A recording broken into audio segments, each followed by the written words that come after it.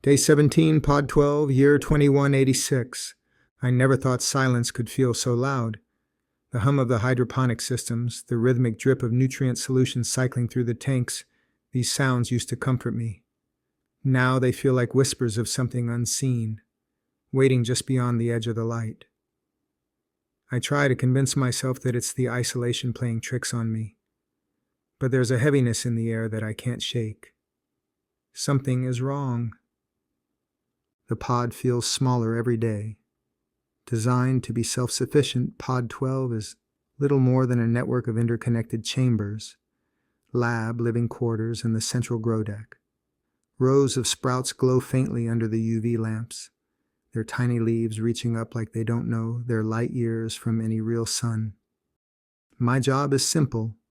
Monitor growth, tweak the biogenetic profiles, and report back to Terra Group when the comms are working. Right now, they're not. I've spent hours troubleshooting the system, but it's dead. No signal, not even static.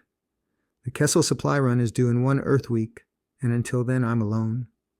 Completely alone. Or at least I should be. Day 18, Pod 12.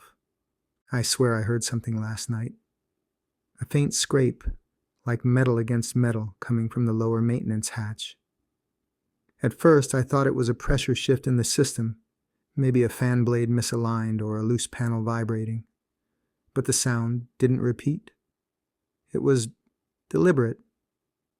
I sat up in my bunk, listening, my pulse hammering in my ears, but after 10 minutes of silence, I convinced myself it was nothing.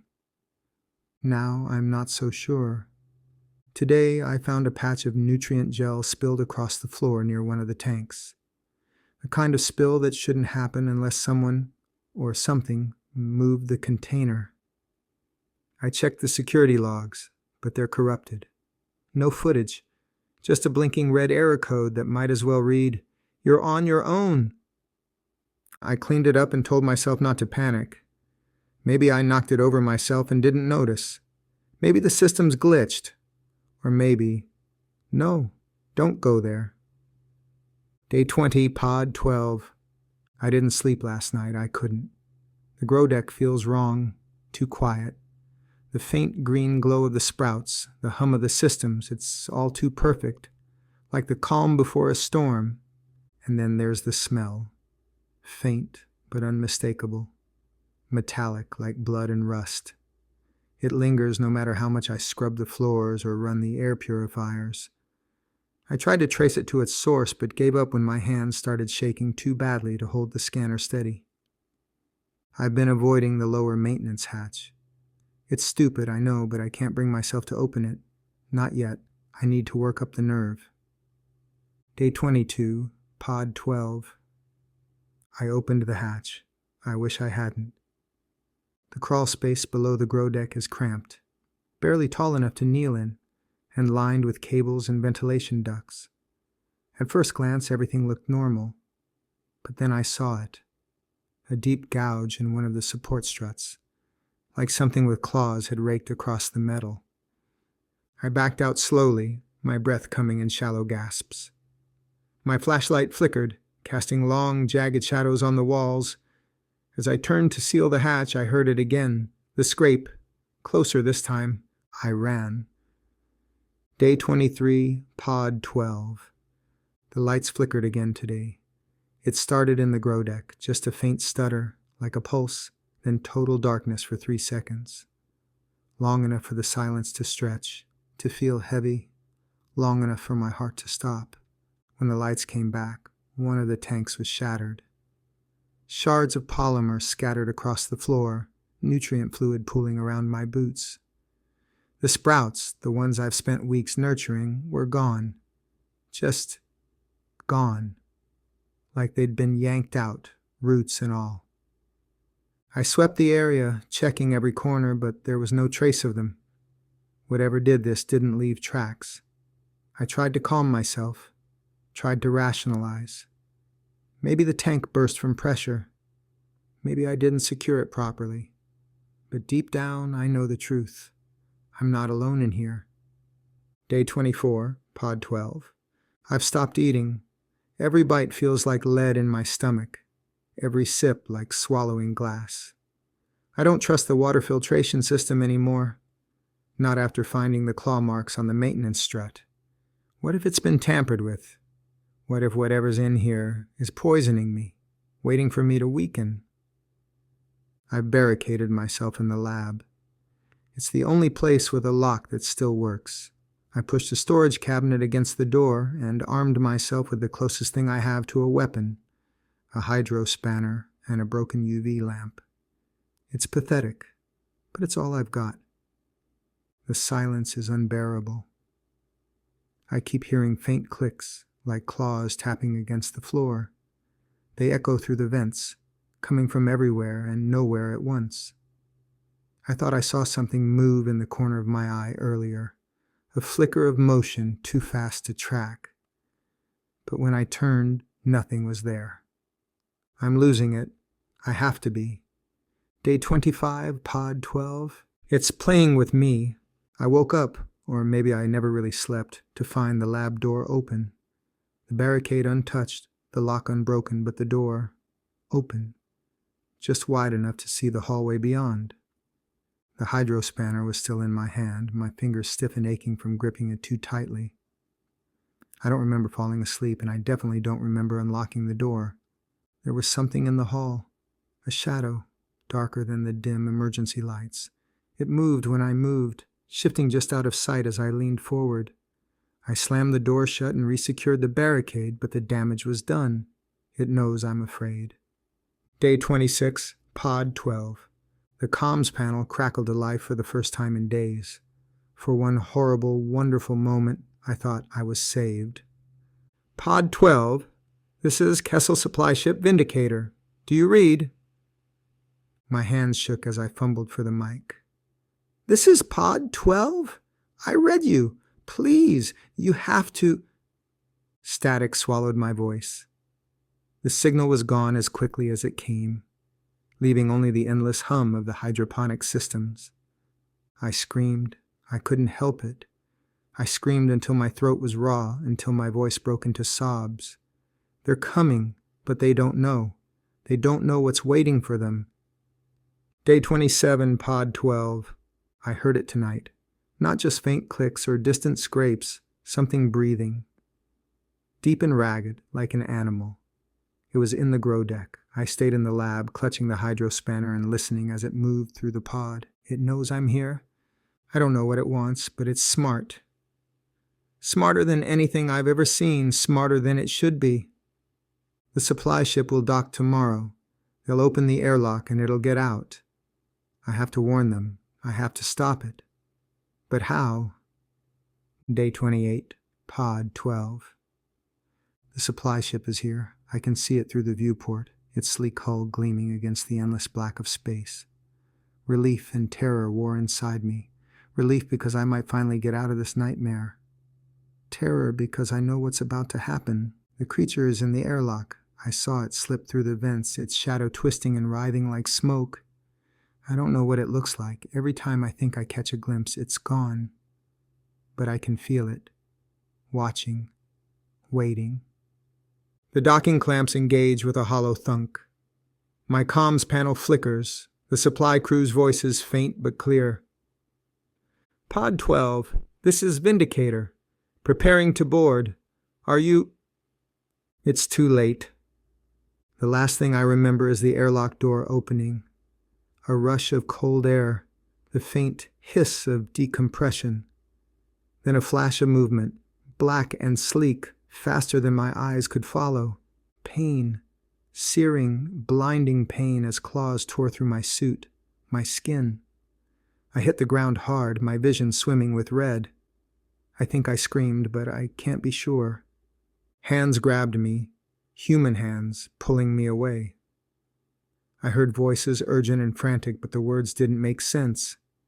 I tried to speak, to warn them, but my throat was raw, my body heavy.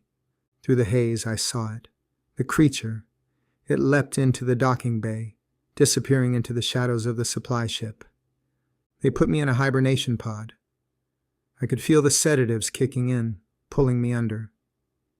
I fought to stay awake, to tell them. It's It's darkness. Hibernation log. Vindicator crew. Subject. Pod 12. Survivor. Status. Stable. The faint hum of the Vindicator's engines vibrated through the hibernation chamber, masking the silence of deep space. I floated somewhere between sleep and consciousness, and the sedatives still heavy in my veins. They'd patched me up, but my body was a patchwork of pain, every breath a reminder of how close I'd come to death. I could hear muffled voices outside the pod, the sterile tone of a medical officer. He's lucky to be alive. Multiple lacerations, severe blood loss. Whatever attacked him wasn't trying to kill him outright, it was toying with him. Do we know what it was? Another voice asked. A pause. No, the pod's logs are corrupted. We've recovered fragments, but they don't make sense. Claw marks on the interior, systems failing without explanation. He must have been hallucinating from isolation. There's no sign of anything else on board. Isolation. Hallucinations. I wanted to laugh, but my throat felt like sandpaper. They didn't understand. It was still here. Crew log. Chief engineer. Vindicator. Entry. Post-docking maintenance report. Something's wrong. I've been working the ship for 7 years, and I've never seen a docking procedure this messy. The airlock doors are scratched to hell like something sharp raked across the metal. At first, I thought it was debris from the pod, but the pattern, it's deliberate. Organic. I filed a report with the captain, but she thinks I'm overreacting. Deep space rust, she said. Pressure anomalies. Bullshit. I've seen rust. I've seen pressure damage. This isn't that. Whatever came aboard with the survivor, I don't think it stayed in the pod. Audio transcript, bridge, Vindicator. Time, plus 48 hours post-doc. Captain, we've got a situation. What now? It's the livestock bay. One of the holding tanks is empty. No breach, no malfunction. The animals are just gone. Gone? That's impossible. I thought so too, but then I found this. Silence. Is that blood? Yes, ma'am, and these marks. What am I looking at? Claws. Whatever did this wasn't one of ours. Hibernation log. Pod 12 survivor. Subject note. Anomalous neural activity. I woke briefly. Just a flicker of consciousness, enough to hear them talking. We've noticed irregular brain activity in the survivor, the medical officer said.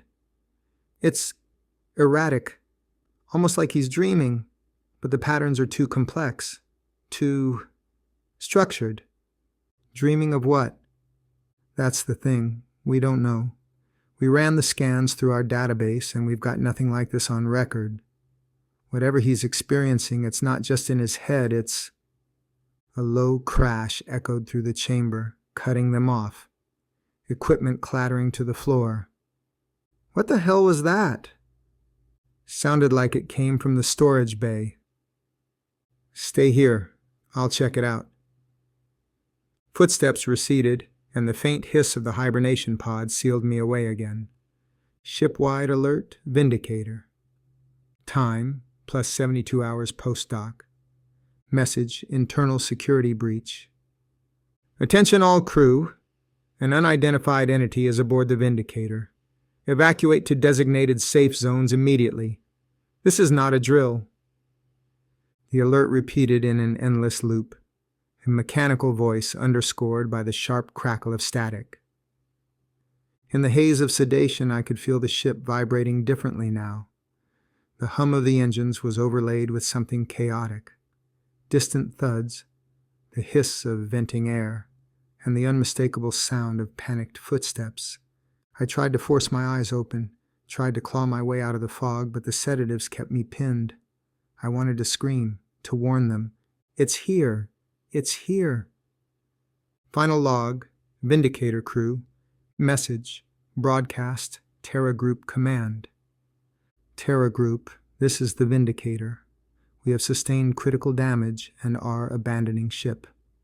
Survivors are Oscar Mike to the nearest colony in escape pods. An unknown entity breached our vessel during a routine supply run to Pod 12. We cannot confirm its nature or origin, but it is hostile. Repeat, hostile. Do not approach Pod 12. Recommend immediate quarantine of the sector until further analysis. Pause. God help us all. Postscript. Pod 12, Survivor. I've stopped dreaming. I can feel it now, a shadow in the back of my mind. It's not gone. It's never gone. Somewhere, out there in the vast emptiness of space, it's waiting, watching, and when it's ready, it will find us again. No one escapes the dark.